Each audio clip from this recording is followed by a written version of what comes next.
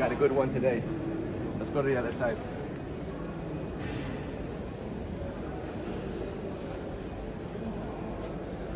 Right there. Press that button in. That opens up. We'll go to the inside in just a second. I want to show you guys the outside. Because just a few days ago, this actually flew up. Like this exact one flew up in the air. This is going to be a prototype for the world's first ever flying car. It's called the Xpeng X2. And it looks freaking sick. I mean, look at those headlights, super aggressive. Windshield is crazy long. It's got the light going down the middle as well. But what you probably didn't see is under here, we got a little hidden button right there. Press that, this pops up. Then what you get, that's your charging port. It'll take about 3 hours to charge this thing. And once it's fully charged, you can fly it in the skies for up to 35 minutes.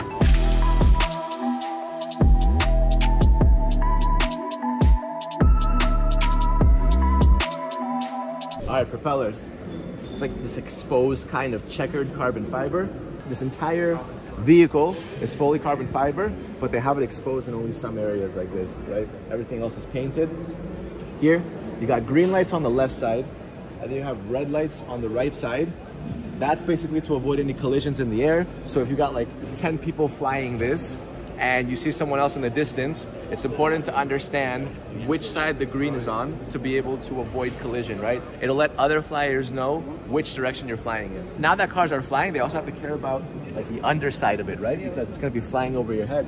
You know, right now cars, like they make the outside look nice, but the inside looks terrible. You got all these tubes and pipes and rust and everything going on. Now they gotta make the underside look good. So this right here is gonna turn into this, the world's first flying car. This is coming out in 2024. On the back, what I like is that again, you have like this underside tail light. You got some fins down there, some arrows. Like kind of like almost like a rear diffuser. It's so strange.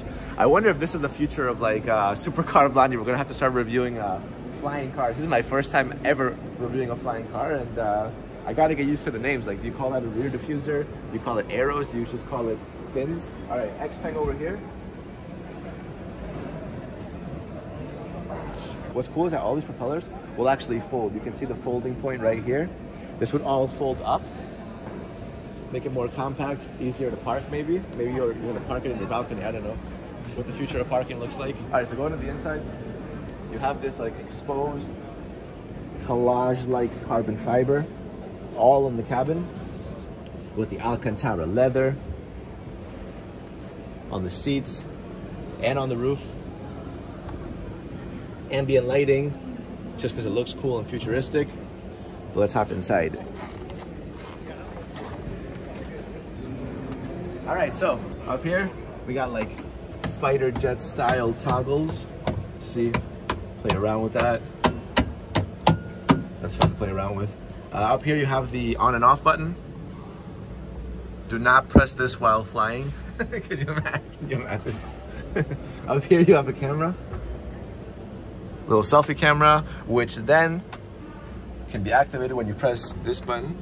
Just press this button.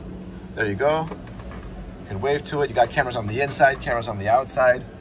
Kind of understand where you're at. And then why don't you jump inside? Jump inside, go to the other side. The door handle's up here. Just pull that down. There it is. And we're in. This is crazy. I cannot imagine flying in the sky in like, I don't know, just like this, you know? It's so strange to not have any toggles, anything to move around, and you're just flying in like an automated flight.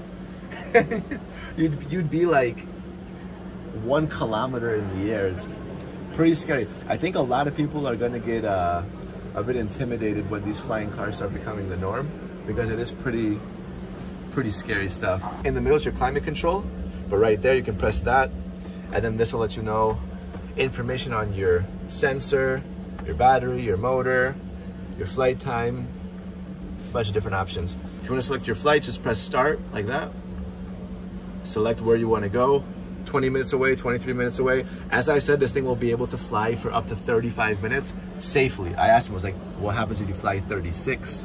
You know, does it just go down? He said, no, it's fine. But 35 is like the safe amount of time that you should be flying. So let's say you want to go to Ohio Island Northwest. Press that, it'll tell you how to get there. You press takeoff. Can you imagine I press takeoff? Just shoot straight into the roof. Both passengers have displays like that. That'll show you like your speed, your altitude, different, I don't know, batteries, your engine. I just can't get over the thought, like imagine you get like a check engine light up in the sky, like panic, panic, like bro. I think the first, Xpeng's first flying car is coming out in 2024, but I think it will take a bit more time for people to get used to the feeling of flying like something so personal. It's a bit intimidating. So what do you guys think? Would you buy it? I mean, when this thing comes out, or would you be a little bit worried? I don't know, man. The future is now. I mean, it's coming.